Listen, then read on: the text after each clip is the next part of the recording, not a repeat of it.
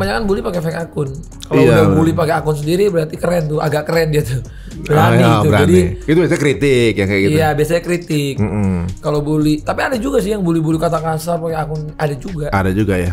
Tapi kalau pas Ada nggak pernah dibully nggak sama orang yang lu kenal? Kadang-kadang kan aku pernah nemuin beberapa orang yang bully-bully ini kan. Maksudnya abis diketemuin ya. Berarti memang ada value-value agama di rumah gitu yang ditanamkan gitu. Itu kenapa gimana ceritanya? Gini, aku bilang sama istriku, aku bukan ustadz, bukan orang yang sempurna. Salahnya banyak. Kamu bakal tahu juga nanti ke depannya. Udah pasti. Pasti. Apalagi hidup bareng kan? Apalagi hidup bareng. Ya kita berdua kan sama-sama. Tapi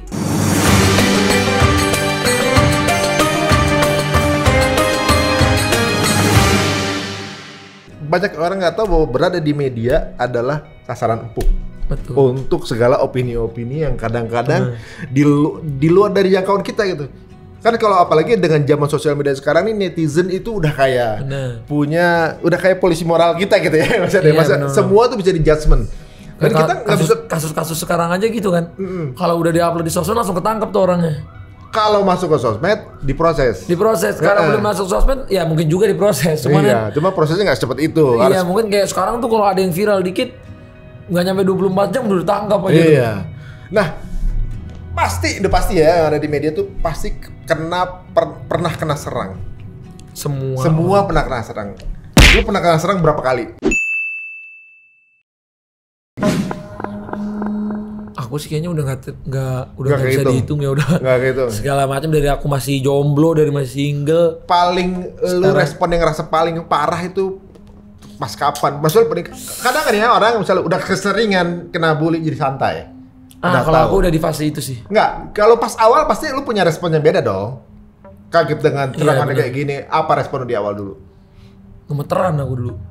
Kalau dulu ya, 5 tahun lalu, 6 tahun lalu gemeteran. Gemeteran, bisa tidur, nangis sendiri. Nangis gak tahu alasannya apa. Kesel aja gitu kan? Nangis aja, tiba-tiba lagi mau tidur nangis itu air mata. Aduh kenapa ya? Udah kayak orang gila. Kayak mental break, mental hancur. Jadi kalau aku lihat di luar kenapa ada public figure bunuh diri. Dari Korea tuh ya kebanyakan. Narkoba, alkohol, jadi mabuk-mabukan sampai ngilang apa loncat dari jembatan atau tiba-tiba overdosis. Emang karena ternyata tekanan tuh tinggi gitu. Jadi balik lagi kita harus ini sih. Punya landasan yang kuat juga. Punya landasan, ya balik lagi itu ajaran agama sih yang bisa nyelamatin kita. Oh Tuhan gak suka orang ngakhirin hidup begini. Balik lagi kemana? Oh kita ada sholat ternyata yang bisa nenangin hati. Benar. Walaupun gak sholat gue gak tenang juga tetep itu pas itu. Gak tenang juga. Cuman ya paling gak ada yang dilakuin. Karena ngadu gitu lah ya. Lebih banyak dulu serangan ke pribadi, personal apa keluarga? Semuanya udah sih. Semuanya pernah. Personal, pribadi, keluarga, istri, anak semua udah. Nah kalau sekarang lu menyikapinya gimana? Kan udah mateng nih sama. Kalau sekarang aku lebih, aku tuh apa ya udah kayak kalau orang kan katanya kalau kita main nge-gym tuh lama-lama pri lomba-lomba kapalan kuat, lama-lama kebas udah nggak berasa kalau ngangkat apa-apa. Ininya maksudnya udah nggak akan kapalan karena udah kapalannya udah gede. mentok soalnya ya, udah rasa sakitnya udah mentok tuh. Nah sama tuh kayak kalau kita mentalnya udah kapalan mulu, istilahnya udah kapalan.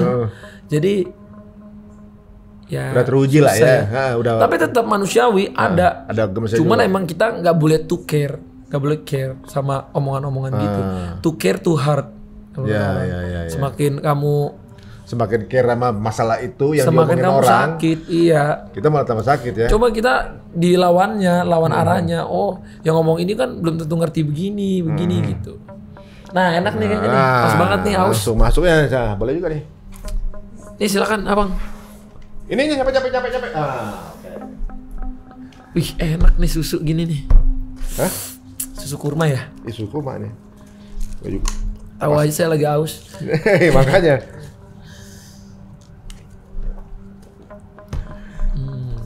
Itu tadi sedikit tips dari Atta ya, dan juga ini sebuah fakta teman-teman semua yang suka ngebully juga di sosmed juga kan. Bulian tuh tapi ada beberapa ya. Ada yang bagus juga kan. Koreksi kalau kita. Yang bagus itu bukan bully namanya kritik. Kalau kritik bagus aku terima kok. Kita jadi orang juga nggak boleh egois kan.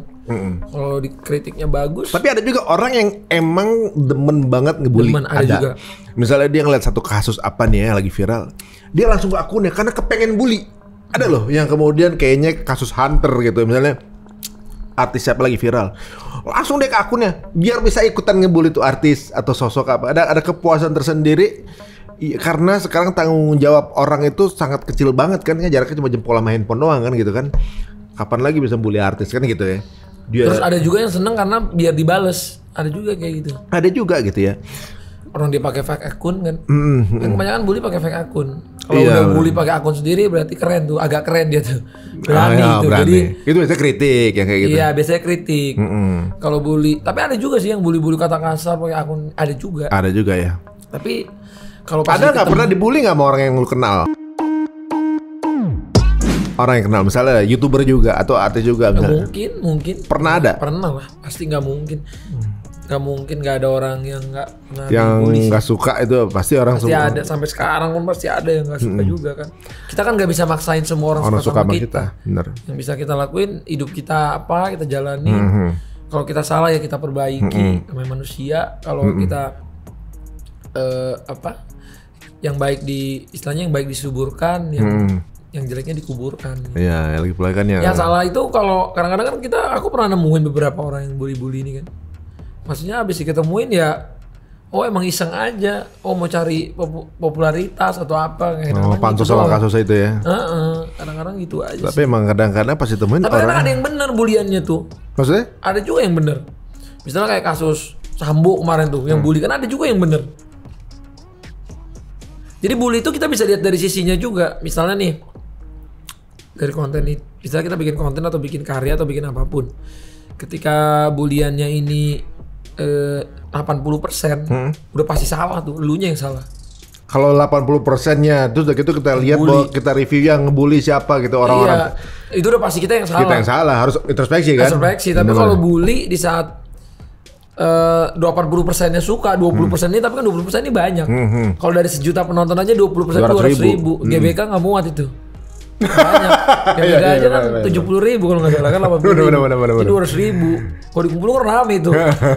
Tapi itu, ya kalau itu kita masih bisa, masih bisa coba masih pelajari. Lebih banyak yang positifnya kan gitu kan. Masih banyak positifnya. Ya kalau apalagi yang bully cuma 1% misalnya. Cuma 10.000 orang atau 5.000 orang ya kan itu.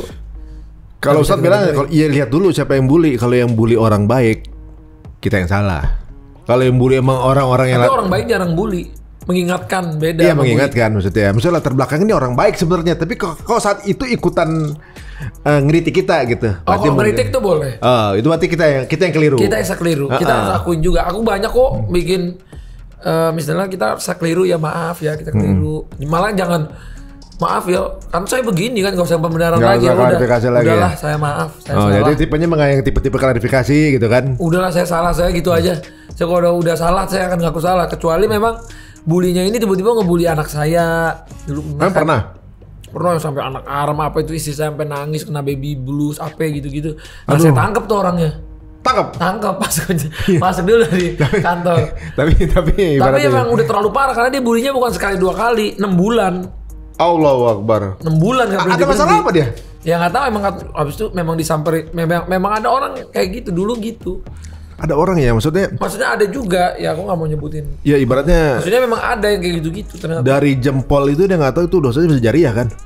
Iya. Satu orang yang nggak semua orang ini dosa juga. Iya betul. Nggak usah ngomong dosa deh dia. Nggak semua orang takut dosa gitu ya. Iya. Makanya aku pernah bikin lagu judulnya Berhak Bahagia kan. Buat ibu-ibu di dunia ini sama anak-anak. Berarti judulnya Berhak Bahagia. Jadi kisahnya mengenai apa, Bang? Kisahnya tuh mengenai ya, ku tahu aku tak sempurna, tapi bukan berarti ku tak berhak bahagia. Jadi jangan, kan banyak ibu kalau lahiran dibilang gendut, dibilang dibilang itu, jadi tua lah. Anak baru lahir dibilang anaknya kurus, kecil. Bisa dibilang ini, anaknya begini ya, matanya juling ya, ini ya, kan banyak terjadi. Di sosial media itu kan marak tuh kayak gitu. Oh iya, sepertinya mereka yang memiliki penghinaan fisik tuh banyak loh. Penghinaan fisik tuh banyak di sosial media. Body shaming ya. Body shaming tuh susah. Ya karena gampang banget. Iya nggak usah.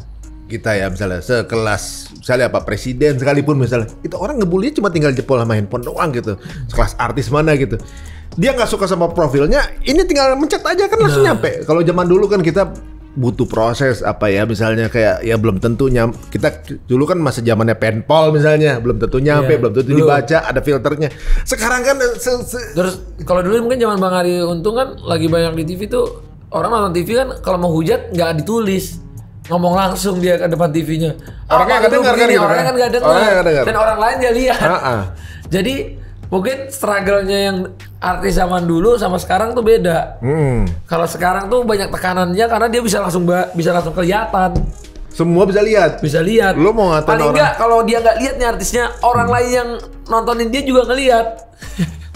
Nah, iya bener kan? Iya. Sekarang orang kadang-kadang lihat konten bukan cuma kontennya, komennya. Kalau itu bener. Nah, komennya kemana gitu. Kadang-kadang ketawa-ketawa juga mau komen orang, videonya biasa aja. Tapi ini menarik teman-teman saya. Jadi ibaratnya Atta membangun profil dirinya sendiri ini dengan perjuangan ya. Ibaratnya juga pasti harus ngelewatin berbagai hal. Fenomenal lagi ketika lu menikahi anaknya Mas Anang gitu ya. Ibaratnya sesuatu ya profil juga gitu kan. Ini jadi kayak semacam makin ibaratnya makin gampang banget itu kalau orang mau nembakin itu maksudnya. Lu apa namanya? Makin banyak bahannya gitu. Tapi lu keluarga tuh bisa memanage dengan baik gitu ya. Alhamdulillah. Dan di situ juga gue juga ngerasa bahwa memang pendidikan di keluarga lu juga ibaratnya boleh juga tuh bokap lu. Maksudnya gue penasaran Aurel tiba-tiba berhijab gitu ketika nikah gitu kan. Anak saya nggak mau maksa orang. Nggak, tapi ibaratnya gini, loh kita juga misalnya gini, zaman dulunya kan maksudnya ibaratnya kayak apa namanya, atau kalau nyari istri gimana sih kita nggak tahu kan gitu kan. Pas menikah terus Aurel berhijab, wah, berarti memang ada value agama di rumah gitu yang ditanamkan gitu. Itu kenapa gimana ceritanya? Gini, aku bilang sama istriku, aku bukan ustadz, bukan orang yang sempurna. Salahnya banyak. Kamu bakal tahu juga nanti ke depannya. Udah pasti. Apalagi hidup bareng kan? Ya kita berdua kan sama-sama. Tapi kita akan tenang kalau kita ngikutin apa yang dianjurkan Tuhan.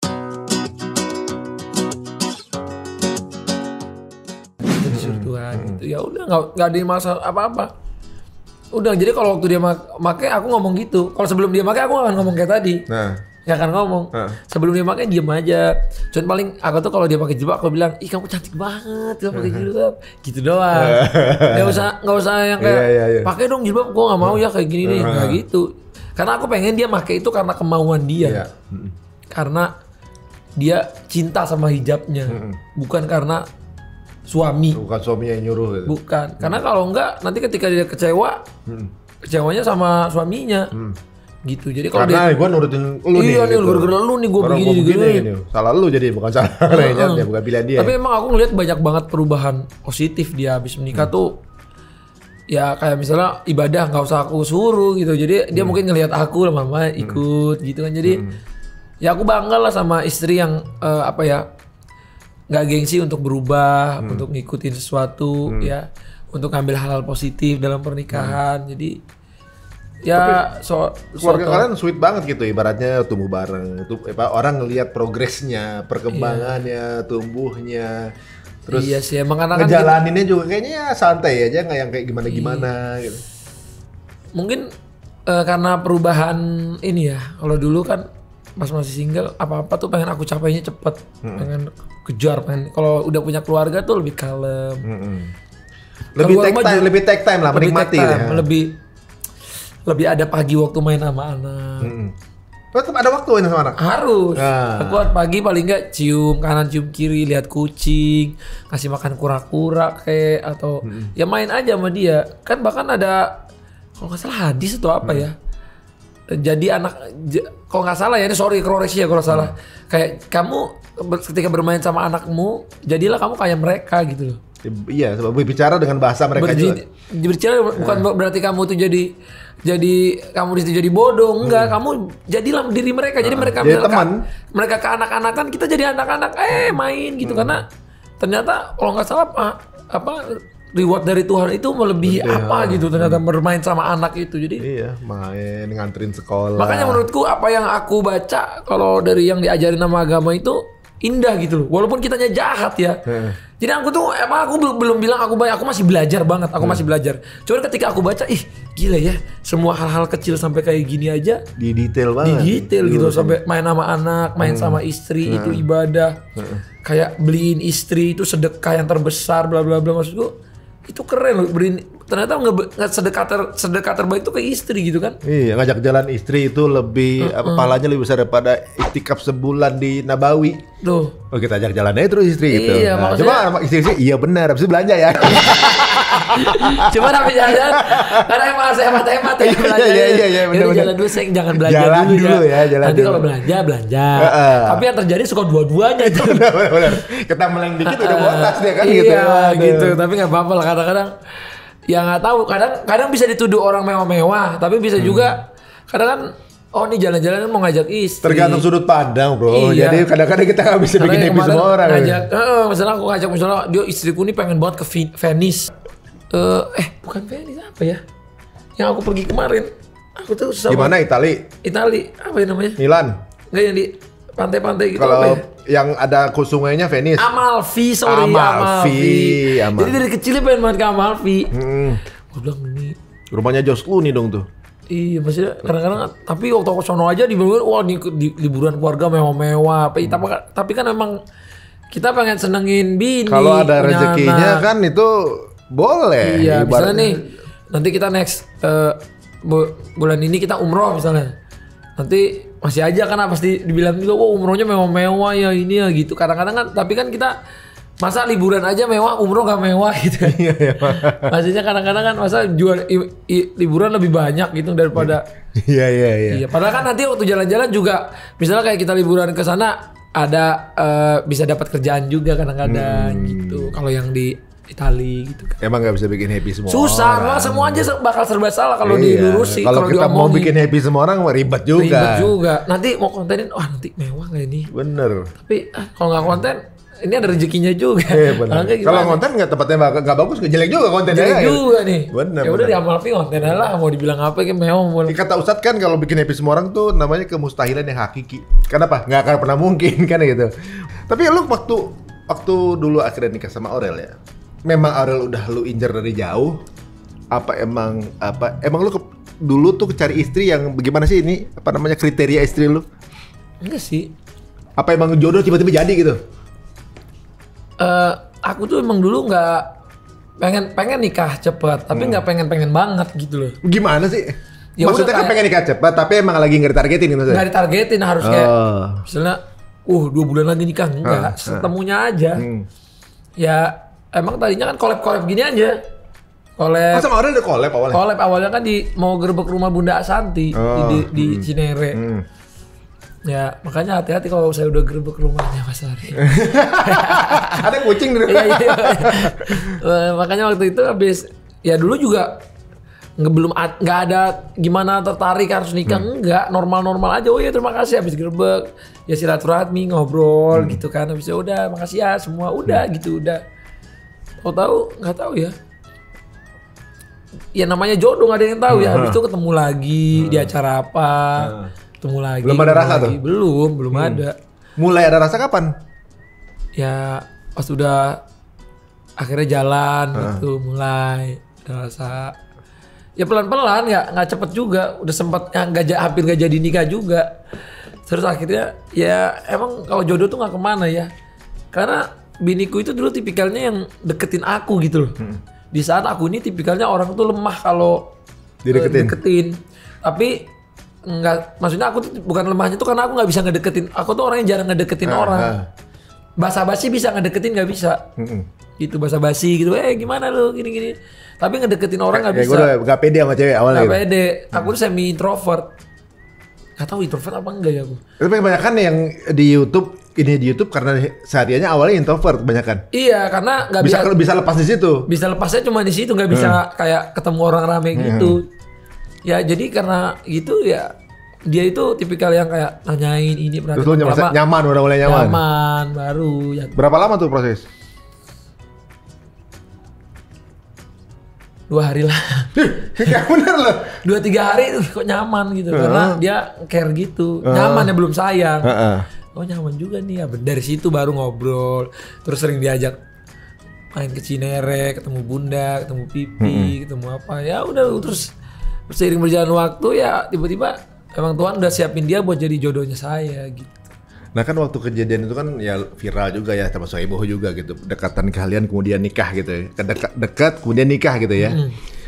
Yang belum lama kejadian ini kan yang difikirkan sama kan ade lu nih. Deket-deket, ya nggak bakal nikah juga. Kan akhirnya ternyata memang takdir berkata lain gitu kan. Iya. Nah kalau menurut sendiri apa sih sebenarnya problemnya? Oh itu aku nggak tahu tuh, karena itu kan mereka. Cuman ya mungkin kalau Torik tuh dia tipikalnya mau kayak aku mungkin mau nikah gitu. Terus dia punya, udah kepengen nikah. Iya mungkin dia yang lebih tahu mereka berdua sih. Ada satu hal mungkin ini ada yang nggak serak di sini, yang ini ada nggak serak sini kan kita nggak tahu ya. Tapi kan kita sebagai abang cuma bisa ngedoain yang terbaik. Baik buat adik itu ya. Apalagi kan Fuji karena waktu itu deket sama Torik juga kayak adik aku juga jadinya. Maksudnya kan apa bareng, ketemu bareng. Terus bapak ibunya Pak Haji Faisal, ibu Oma Gala juga, maksudnya baik gitu sama. Iya, maksudnya baik kita semua tuh ketemu ngobrol bareng di rumah. Ya aku sebagai perwakilan kayak bapaknya Torik juga jadinya, bapak ibu Torik, karena kan aku memang cuman aku yang di Jakarta kan. Oh, bokap masih di Malaysia ya? Iya, sekarang di mana ya? Abu Dhabi apa di Dubai gitu. Bokap lu? Bokap nyokap semua sama adik-adikku. Tinggal di sana? Gak tahu dah kalau itu. Ini memang bener-bener dinamis banget gitu bagi lo kali ya. Dinamis, nggak kebaca banget. Even saya aja karena nggak tahu lagi di mana itu.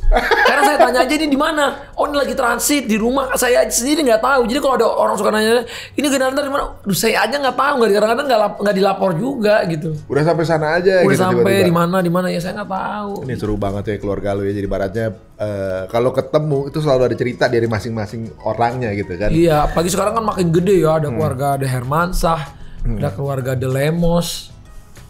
Dan Om Raul, ada Agen Halilintar, ada keluarga The Atta Family sendiri, ada yang lu sendirinya juga. Iya, jadi memang. Kalau lu selama lu nikah ada belajar sesuatu nggak sih yang istri lu, maksudnya dari lu kenal dengan istri lu gitu, lu belajar banyak dari Aurel akan hal apa misalnya? Lebih ke ini ya. Apa dianya yang sabar sama lu atau justru kebalikannya? Mungkin kalau aku emang tipikalnya kalau sama istri tuh sabar-sabar aja, cuman ya kadang-kadang kita kan semua orang tuh aku sabar dia juga sabar. Jadi sama-sama ada kadang-kadang ada batas sabarnya juga. Jadi kita ngobrol bareng-bareng. Tapi aku tuh salut sama dia itu ini sih orangnya baik hati gitu. Orangnya tuh baik hati gitu. Positif vibe-nya gitu loh. Makanya aku selalu bangga punya istri kayak dia. Dia tuh orang yang baik, baik hati gitu kayak apa ya? Kelihatannya aja tuh dia ngomongnya nyerocos ini, suka ceplas-ceplos, tapi emang gitu deep dari hatinya tuh emang dia orang baik gitu. Emang baik, emang apa ya? Gak suka dendam sama orang, gak hasad sama orang gitu ya. Gak ya iri-irian gimana gitu. Maksudnya ya udah gitu kayak bukan tipikal orang yang susah. Ada orang kan hard to manage gitu ya. Kalau ini ya kayak gampang kita bisa bekerja sama lah. Adaptasinya juga gampang ya. Buat hidup ini gimana, buat kerja sama, buat mendidik anak nanti segala macam. Ya walaupun kita sama-sama masih belajar dong, karena kita kan pasangan baru. Sampai pasti masih ada kesalahannya dua-duanya. Tetap belajar terus. Kayak gue udah berapa belas tahun juga, tetap belajar cuma juga. Ilmunya lebih banyak abang, karena abang udah 14 tahun. Malah aku yang harus belajar gimana 14 tahun masih bisa. Enggak, kita juga masih belajar. Memang kita nggak pernah bisa lulus tiba-tiba udah paham. Bini gue ada setiap detik itu kita ta'aruf loh. Kan pasti ada satu hal. Dulu bini gue nggak suka nonton Korea, sekarang suka. Ada hal-hal baru pasti. Kan tontonnya selalu baru, referensinya baru, ketemu temennya baru lagi, lain lagi pandangannya akan sesuatu. Nggak pernah bisa satu posisi kita ngerasa gue udah hafal bini gue, nggak mungkin sih sebenarnya, nggak mungkin. Nah, kalau ada orang bilang kamu udah tahu luar dalam banget belum? Menurutku nggak akan ada orang tahu luar dalam. Nggak akan pernah sih sebenarnya. Karena manusia itu berubah, manusia ini mungkin tahu banyak hal ya, tapi tahu semuanya gitu. Nggak mungkin. Karena perasaan hati orang, pikiran orang kan cuma Tuhan. Iya, beda terus lagi kan? Beda terus. Betul. Lu udah semua lu dapetin, ada nggak yang belum? Obsesi yang lu kepengen raih gitu? Apa ya? Misalnya gue pengen punya studio yang gede lagi, gue pengen punya enterprise gimana, atau sih, Gua kalau hal-hal yang kayak urusan dunia kadang-kadang nggak akan habis sih ya. Jadi gue berjalan aja. Yang sekarang apa yang mau dibikin, yang mau dikerjain gitu. Kadang ya banyak kerjaan juga nggak semuanya untung juga, tapi kita harus berniat bikin dulu. Sama mirip kayak gue yang dulu juga, walaupun sekarang misalnya ada dananya, ada ininya, tapi aku mirip. Jadi penghasilan misalnya berapa, langsung aku cari nih exitnya. Nggak mau aku cuma nyimpen gitu, pengen nyoba lagi risk yang lain. Risk yang lain. Challenge baru kan? Iya, kayak misalnya tim futsal, tim bola, tim lu e-sport. Lu beli klub bola sih sebenarnya menurut gua ya satu out of the planet lagi kalau menurut gua. Karena kan terus tadi gitu kan liganya nggak jalan. Untungnya aku tuh berpartner. Kalau coba ya sendiri-sendiri kayak sekarang yang masih futsal apa kan masih sendiri. Jadi kok ada apa-apa sendiri nanggung. Karena memang kayak gini-gini kan sebenarnya kita nggak ada yang pasti gitu ya. Kita harus tambah menggaji orang lagi, tapi dilihat dari kehidupan pemainnya, ada yang dulunya butuh bulanan, memang skillnya cuma di futsal. Itu sampai gaji per personel tanggung jawab ini juga? Sendiri tanggung jawab aku itu kalau sendiri futsal. Bukan satu wadah yayasan apa gitu enggak? Sendiri Bang? Sendiri.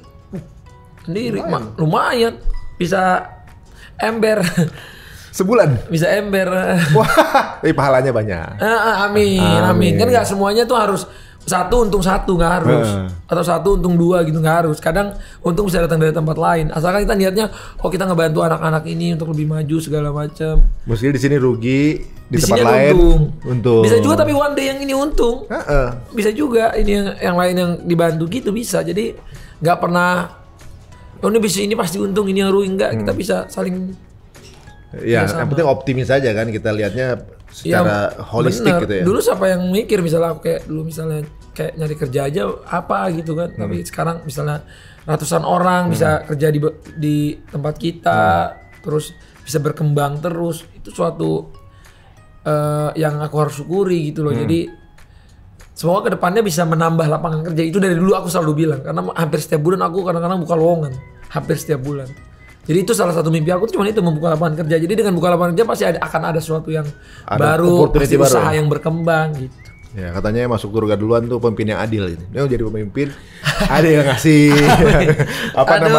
ibaratnya ngasih penghidupan orang lain, ibaratnya kayak ya banyak yang doain juga kan, insya Allah gitu. Aduh, masya Allah, ini banyak sekali yang bisa kita ambil pelajaran, dan kalau dirasa teman-teman ada yang bermanfaat, monggo silakan di share ke teman-teman yang lainnya.